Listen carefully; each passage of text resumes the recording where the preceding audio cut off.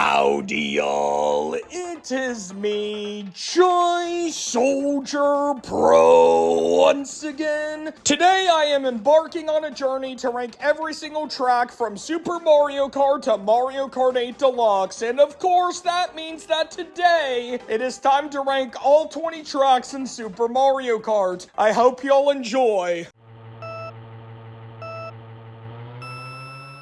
Number 20, Choco Island 2, which starts us off in bad tier. The visuals are absolute trash, being the worst in the entire series. In fact, they're bad enough to where I'd say the track as a whole is straight up visually repulsive. And yet somehow the gameplay's actually worse than the visuals, which honestly is kind of impressive. The off-road kills all your speed immediately, the mud is an absolute chore to drive through, and the bumps constantly send you ever so slightly airborne, which makes driving even more of a chore than it already is, and it's just straight up annoying. This track is straight up trash, and I recommend you avoid it like the plague it is. Number 19, Vanilla Lake 1. The theming is pretty unremarkable, and the track layout itself is the most generic and forgettable the entire game has to offer, which, considering the tracks it's up against, honestly is a pretty freaking low bar, as you're going to see.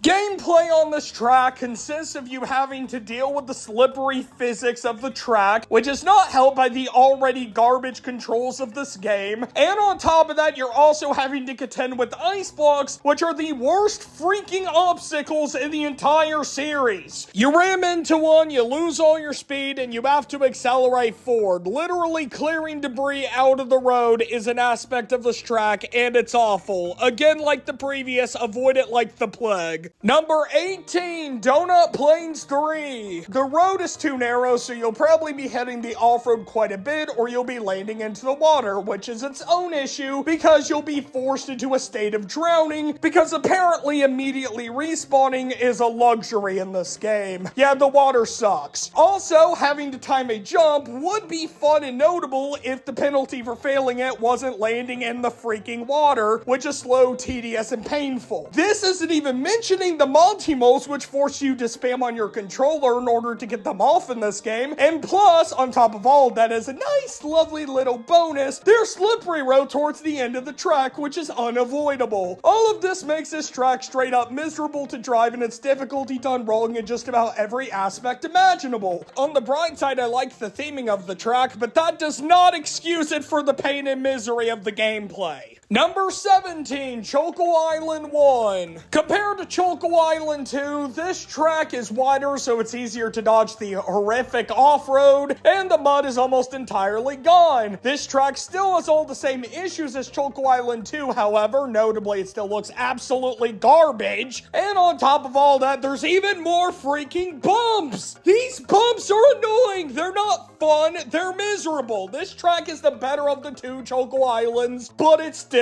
sucks. Number 16, Donut Plains 2. This track is in bad tier for one reason, and that is the stupid Monty-Moles. I already covered how annoying these guys are when I covered Donut Plains 3, and I'm not gonna go over it again, but basically take everything I said about them and just know they're spammed all over the freaking track. On top of that, parts of the track are too narrow, particularly towards the beginning of the track, but overall, my main issue is of course with the Monty-Moles and just how annoying they are in this game. If it wasn't for the Monty-Moles, this track would be in mid-tier, but of course, mid-tier is not a very high bar in its own right. Number 15, Mario Circuit 1, which brings us up to mid-tier. This is the Mario Kart track that started off the entire series, and for that, it has earned my respect. It also earns my respect for being the first track of the ranking to not have anything bad or annoying about it, which is why it's in mid-tier. Unfortunately for this track, however, it's starting off the series, I believe, is also the only reason people actually remember this track at all. The theming of the track, while iconic, is really not something I've ever been a fan of. The road, the dirt, the color walls, they don't really go together, and I don't like the track visually. That being said, I also am not really a big fan of the gameplay. It's tolerable for what it is. You have some pipes to dodge and you can shroom through the off-road, but this is an extremely underwhelming track, and once the novelty of it starting off the series wears off, there's literally no reason to ever replay it. Number 14, Donut Plains 1. The best the Donut Plains tracks have to offer in this game, and that's really not saying much. You get to drive through nature, and there's no obstacles in the track, which is actually a blessing in disguise here, as the Donut Plains tracks with obstacles I found straight up bad. So, there not being any actually is what makes this mid-tier, because, well, Donut Plains obstacles suck in this game. Unfortunately for this track, though, it also means there's not really anything memorable about it. I do prefer the track design over Mario Circuit 1, as well as the theming, which is why it's higher than it, but honestly, it's also still the most forgettable track in the game for me. Number 13, Koopa Beach 1. This track has a straight up beautiful theme that reminds me of going to the beach, which is exactly what this type of theme should be conveying. Additionally, the track has you going around a gigantic archipelago, which automatically makes it one of the most notable tracks in the entire game conceptually. While that's all great and all, the gameplay of the track is very underwhelming and kills any kind of potential this would have to be any higher. The water actually slows you down, which, considering you're going to be in the water for a good chunk of the track, gets annoying very quickly and kills the pacing of this track. Really not the type of thing you want to be saying when you're doing a racing game. Something else as well, though, is the islands are really underwhelming on their own. The only difference between any of them, for the most part, is just their shape and size, which really isn't all that interesting. The largest island by far does have some sea kelp in the middle of it, but this does essentially nothing for the gameplay. Overall, beautiful theming, nice concept, but underwhelming gameplay. Number 12, Bowser Castle 1. This track introduces us to the Bowser Castle theme, which is easily one of the best the game has to offer. It's fiery, looks lethal, and overall, I really like it. This track also introduces us to Thwomps, which are easily the best obstacle in the entire game. In fact, Thwomps are such a good obstacle, they've actually become a series staple and are among the best Mario Kart obstacles in the entire series. While that all is really good for the track, this track also happens to have a very underwhelming layout, which honestly kills the track for me. The jumping sequences get pretty old very quickly because all you're doing is jumping in a straight line from island to island, and while it is the most interesting thing on any track so far, it's also extremely repetitive and way too drawn out. Additionally to that, the rest of the track is really just straight away spam, and it's done to death to the point to where the track honestly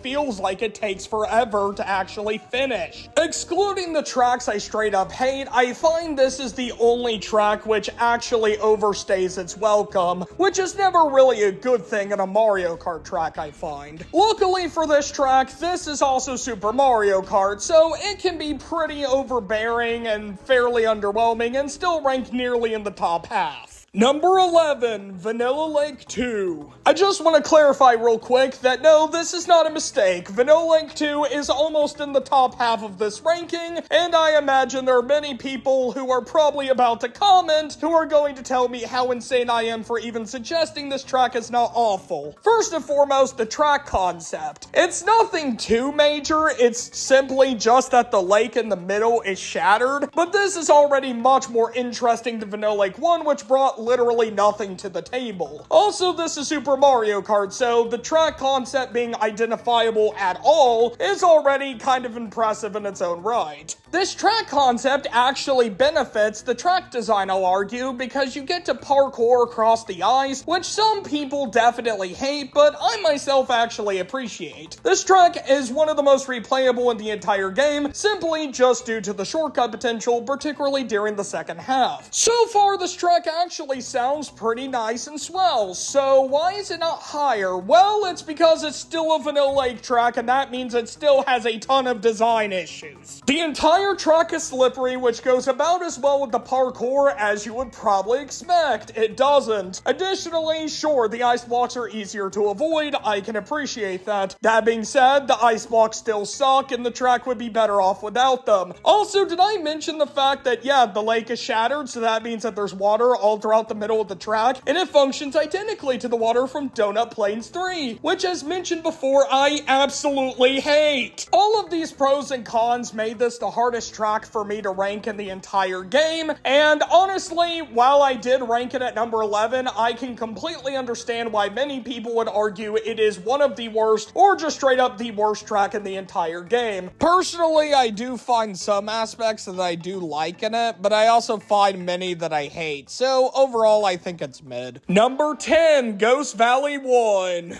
This track is carried enormously by the feather shortcut, which can be found towards the end of the track. The feather item allows you to go momentarily airborne, and this is much more satisfying to pull off than the standard you go through some off-road shortcuts that I've talked about up to this point. Unfortunately for this track, however, it's also pretty much the one thing actually going for the track. The theming absolutely sucks, as visually speaking, it's just barely a step up compared to the Choco Island tracks, and musically speaking, it's actually the worst in the entire game. Seriously, the soundtrack is straight up trash and I want to freaking burn it. Going back to the gameplay, and yeah, there's really not much going on in the track aside from the shortcut, unfortunately. You can fall off the track, which is a nice form of difficulty, plus you'll be immediately respawned, which is a nice perk of the Ghost Valley tracks that I can definitely appreciate. But at the same time, the track is so wide, plus there's so many walls preventing you from falling off, that realistically speaking, you're probably only going to fall off if you're failing the shortcut. So in actuality, the track isn't actually that difficult, and that's unfortunate because this track is not winning a single thing from me in terms of the visuals nor the soundtrack. Overall, Ghost Valley 1 has a pretty entertaining feather shortcut and is pretty bland and boring otherwise. Still enough to just barely get into the top 10, however. Number 9, Mario Circuit 4. They may as well have called this track Turn Spam, because that's essentially what it is. Turns, turns, turns, and even more freaking turns. Have you had enough turns? I don't think so, because this track is just turns. All things considered, though, it is actually somewhat enjoyable for what it is. I wouldn't call the track fun overall, it's way too repetitive, but I can at least admire what they were going for. Yeah, I don't like the theming much, but it's absolutely a step up compared to the Ghost Valley theme, at least. Just about anything is as well, though. And on top of that, the track is genuinely challenging to drive, which does make it actually kind of interesting to have to traverse. There are some pipes in the way that you have to dodge, a single oil slick in the track that for whatever reason doesn't come up in time trials. What? And there's also some shortcut potential towards the end of the track. Overall, the track has a lot of turns, some obstacles to dodge, and it is one of the better tracks in the game. It's still mid, however, and it still leaves a lot to be desired. Number 8, Mario Circuit 3. The pipes are now in the off-road. We have double the amount of oil slicks with a whopping 2 of them. There's a 180-degree turn, which is sort of ridiculous. I mean, seriously, did they even play test it? But it is surprisingly doable if you either go at the turn extremely wide, or if you simply slow down while you're performing the turn. This way, you can avoid the off-road. Additionally to that, there's once again a shortcut towards the end of the track, just like Mario Circuit 4, but I prefer how this one is literally much more straightforward, being quite literally right in front of your face, and on top of that, there's a boost panel just behind the finish line. Overall, these tracks are extremely similar to one another, so it's no wonder why I'm ranking them back to back. Out of the two, I do find Mario Circuit 3 slightly more enjoyable to play, but it's still ultimately mid. Number 7, Ghost Valley 2, which finally brings us up to decent tier. Like Ghost Valley 1, Ghost Valley 2 happens to have a feather shortcut, and you know what? It's also very fun, although I do prefer the one on Ghost Valley 1 more. It is also still possible with the mushroom as well, for the record. Even though the feather shortcut is worse, course, I find the track overall absolutely a step up. Compared to Ghost Valley 1, the track is more narrow and there's also fewer walls, so the track is more difficult and it's more likely that you'll fall off. Of course though, if you do, you'll be immediately respawned, which is nice. And overall, the track is actually somewhat satisfying to traverse, and it's the first track of the ranking that I find genuinely fun. Even though this is the first fun track of the ranking, it's also just borderline fun. The theming and soundtrack still absolutely suck, and while the turns are challenging, there's not really much else going on in the track. Number 6, Koopa Beach 2. This is 100% the better of the two Koopa Beach tracks, and it's not even a contest. Players have to navigate around a gigantic island, sticking towards the shoreline, as the interior of the island is all blocked off by a gigantic wall. There's also sea kelp originating from the center of the island, and this spreads out towards the coastline, though never quite reaching the coast itself, and players also need to avoid the sea kelp as it'll slow them down. Add to this, around the island, of course, you have a bunch of shallow water, which is then immediately followed by a bunch of deep water, which you don't want to go into. All of this combined makes Koopa Beach 2 my second favorite track in the entire game, conceptually speaking, and on top of that, the track also looks quite pretty, and there's also cheap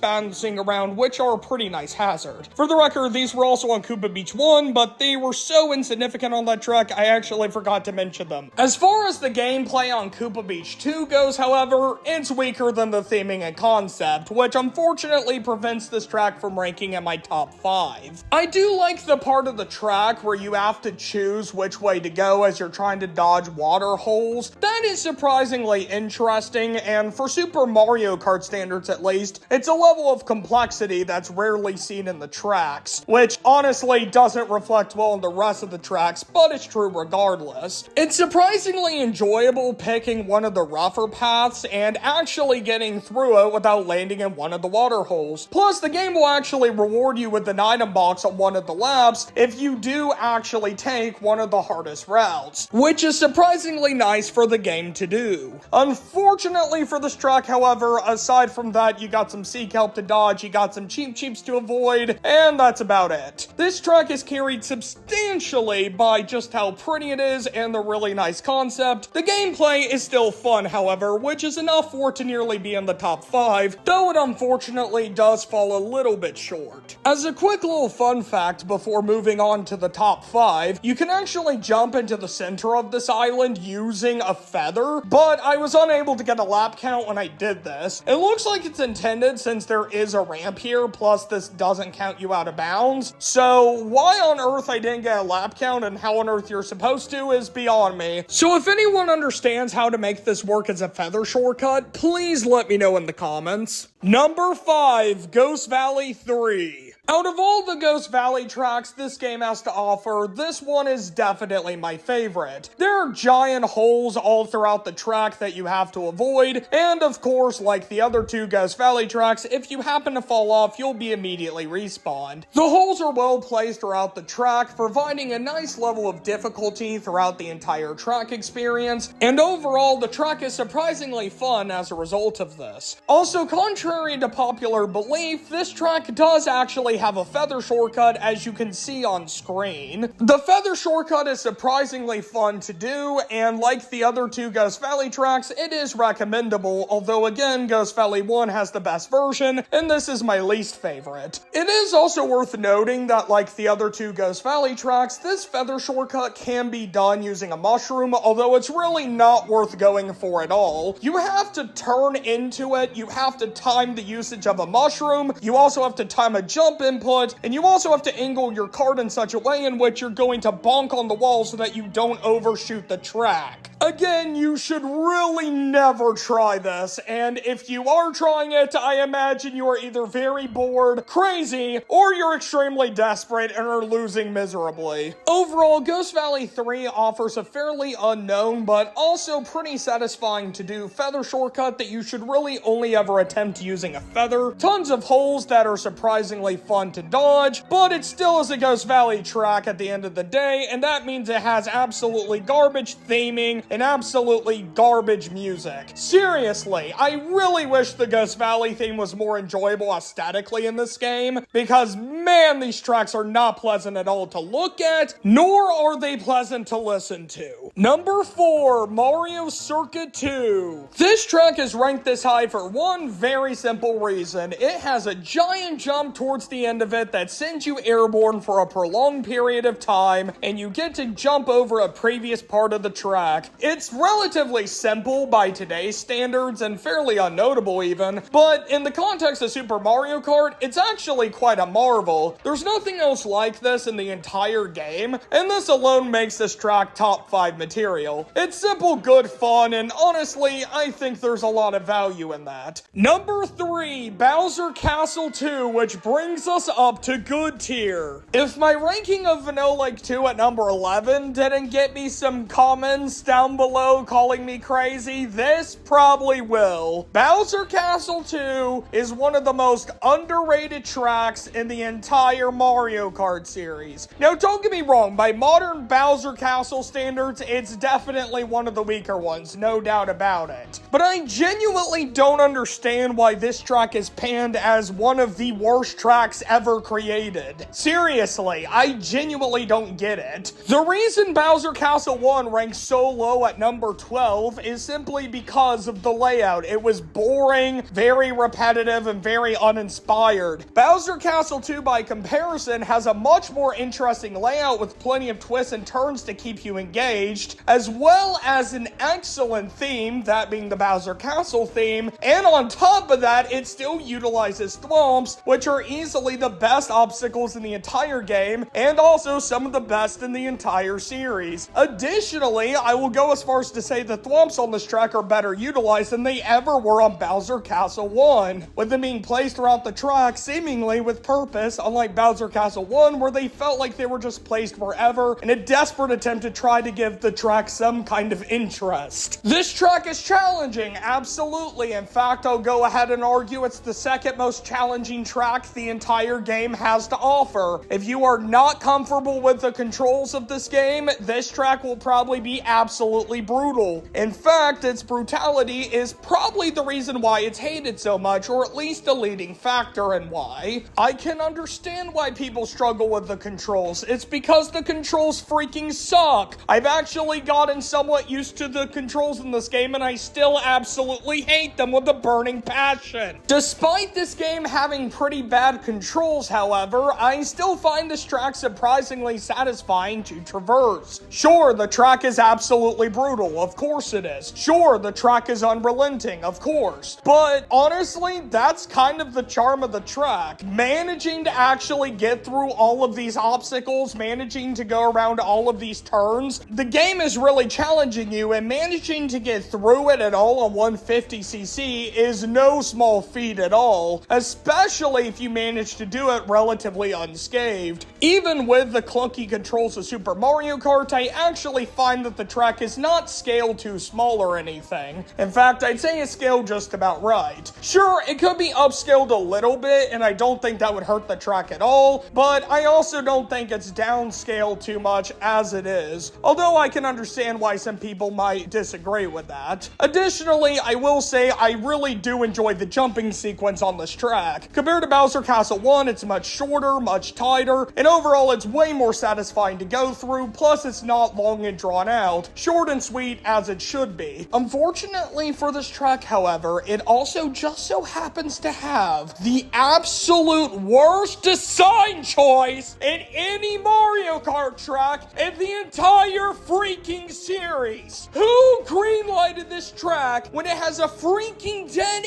end? You can make this into a feather shortcut, but that does not justify this being included in the track. Come on, Nintendo! What were y'all thinking when y'all implemented this? What makes this even more insane is the fact that Ghost Valley 1 actually has something similar, but the dead end is on the side that you're jumping to, which works so much better because it's far more obvious. Seriously, Nintendo, come on! on? What were y'all thinking? Why not just have the dead end over here? Here, let me redesign the track for y'all. Look, dead end on the other side. So much better. Why would you not implement this? You still get the feather shortcut. It's far more obvious. What were y'all thinking? What were y'all thinking? As stupid as the dead end is, it doesn't kill the track, however. Yes, it's absolutely stupid, but realistically speaking, someone is probably going to drive into it one time, realize it's dumb, and then never purposely go there again. Some smarter players may turn it into a feather shortcut if they happen to get a feather item, but realistically speaking, most players, when they go around this track, are just going to avoid it. And to be honest, given how it is, that's probably for the best. This is why it doesn't kill the track. It's easily avoidable, and once you know about it, you can steer clear of it. Overall, this track, despite the dead end, is very much underrated. Seriously, this track does not deserve the hate it gets. That being said, the dead end specifically deserves to be trashed, because it is trash. And you know what? I kind of want to invent a time machine just so I can go back in time and make this. Imagine how people would receive this track if that were the case. Number 2, Bowser Castle 3. When I first played this track, I was genuinely shocked in just how much I enjoyed it. Considering many of the previous tracks I had gone through and how underwhelming most are in this game, this track genuinely shocked me, as did Bowser Castle 2. But while Bowser Castle 2 has some pretty questionable decisions thrown in there, this track really doesn't. In fact, I'd go as far as to say this track is straight up well designed. That's right, I'm praising a Super Mario Kart track as a well-designed track. Yeah, I didn't think I'd be doing that coming into this, but here we are. Bowser Castle 3 absolutely deserves it and is genuinely good. This track is divided up into 2 major parts, with the first one being the largest jumping sequence in the entire game, and by far my favorite. There's item boxes on every individual island, and this is really interesting for Super Mario Kart especially, because of an interesting feature where you can only go over the same item box one time in order to get an item, after which it deactivates. This actually encourages players to take different routes through this section every time, and considering there's 5 laps especially, that gets kind of interesting. Add to this, there's some thwomps to dodge, and there's a surprising amount of complexity in this track. Despite that, it's only the first major part of the track. Later on in the track, players will be greeted with a massive split path portion where players can go on one of 3 straightaways. All 3 straightaways have their own combination of jump ramps, boosts, item boxes, and thwomps, so players can choose whichever one they feel the most comfortable with. While I do definitely prefer the jumping sequence mentioned earlier, this split path portion is still pretty fun and entertaining. All of this in combination gives this track a surprising amount of replay value because you can change how you approach the track so much, and it's very interesting. Overall, Bowser Castle 3 absolutely shocked me in just how good it actually is. The split path portion is pretty nice in its own right and is pretty creative. The jumping sequence is easily the best part of the track and one of the highlights of the game, and the rest of the track is well designed in general, and really this track reached its max potential as a SNES Bowser Castle track, and for that it has definitely earned my respect. All of that being said, however, as great as this track is, it is not the best track in the whole game. There is one track which solos everything else in the entire game, and frankly, it's not even a competition.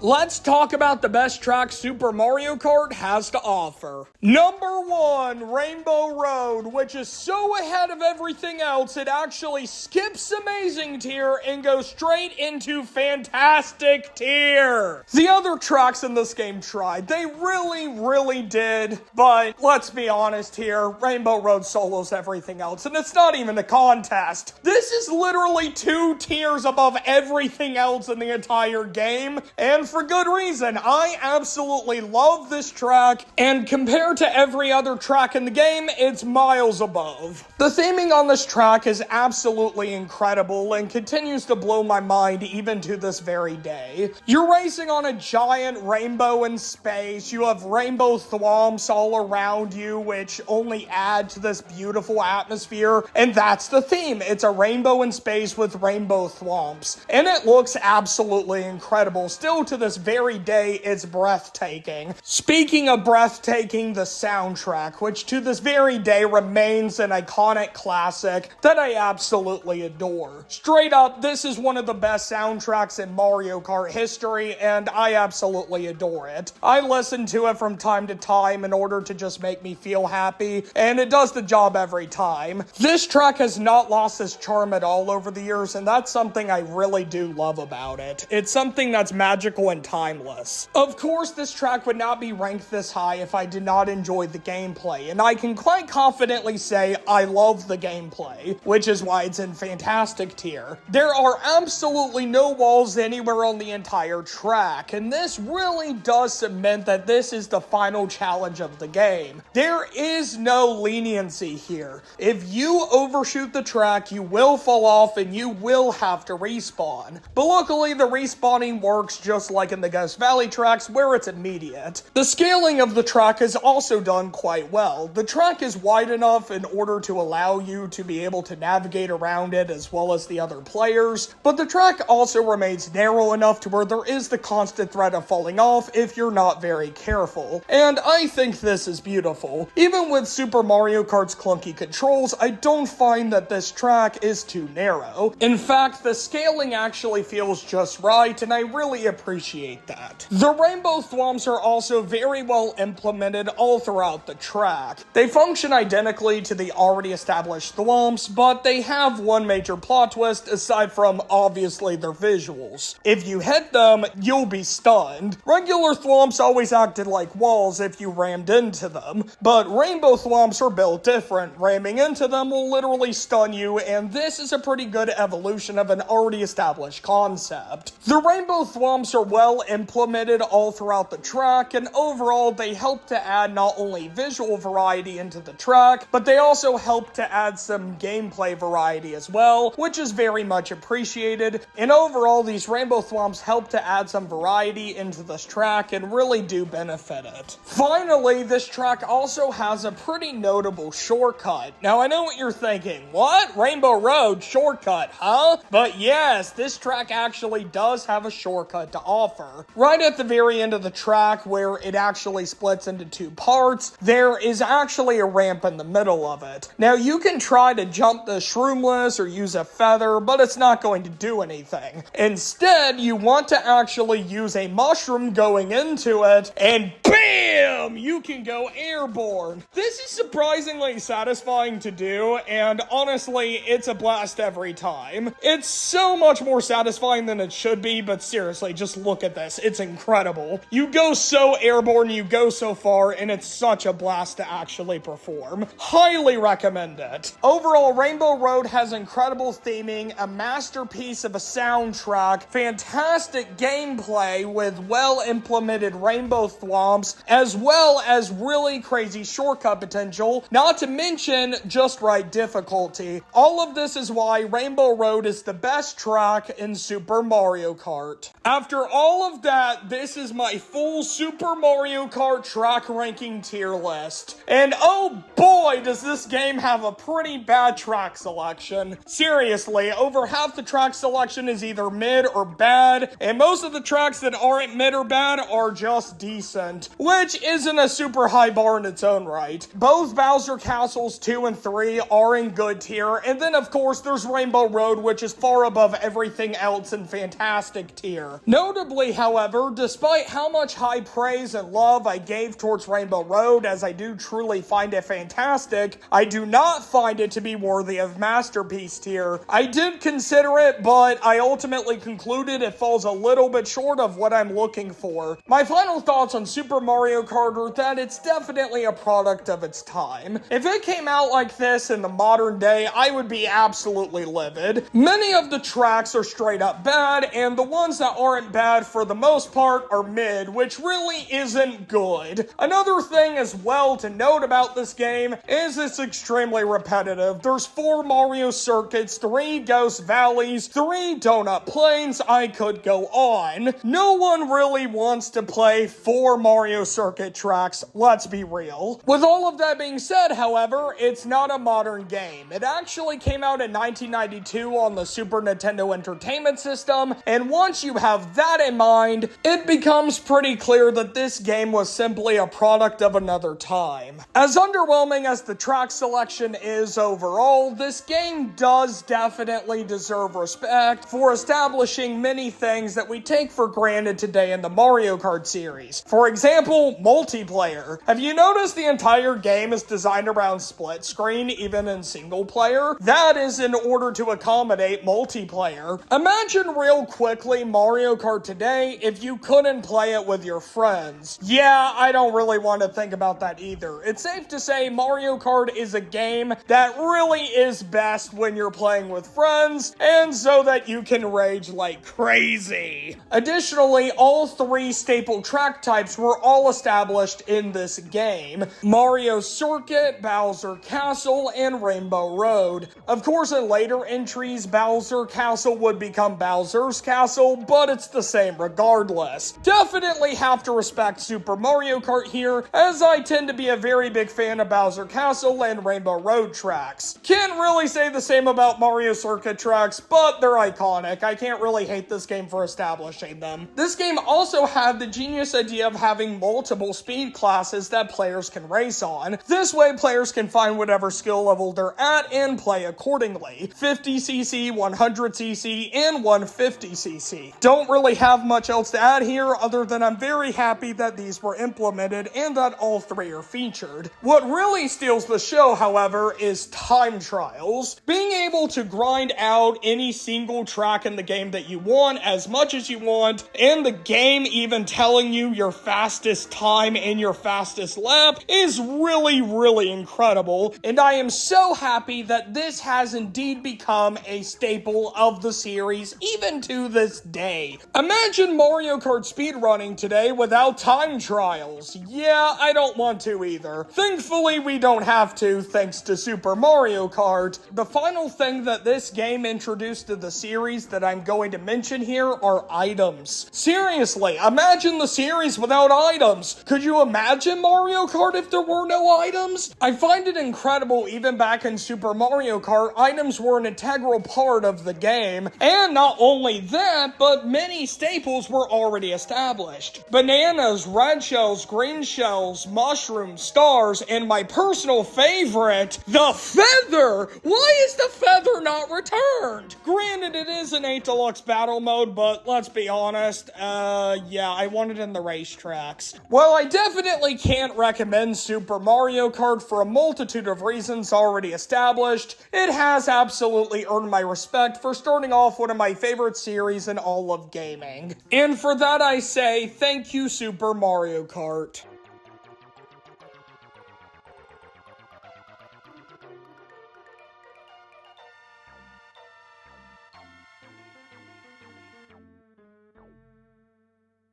Anyways, that's all for the ranking. Thank y'all so much for watching, and I hope y'all will stick around because next up I'll be covering Mario Kart 64. And that means I get to discuss tracks with actual elevation. Such a miracle. Man, after playing all these flat tracks, I'm so excited for that. Yes! Actual elevation! Anyways, thanks for watching. Hope y'all have a great day, and I hope to see y'all again once I cover Mario Kart 64.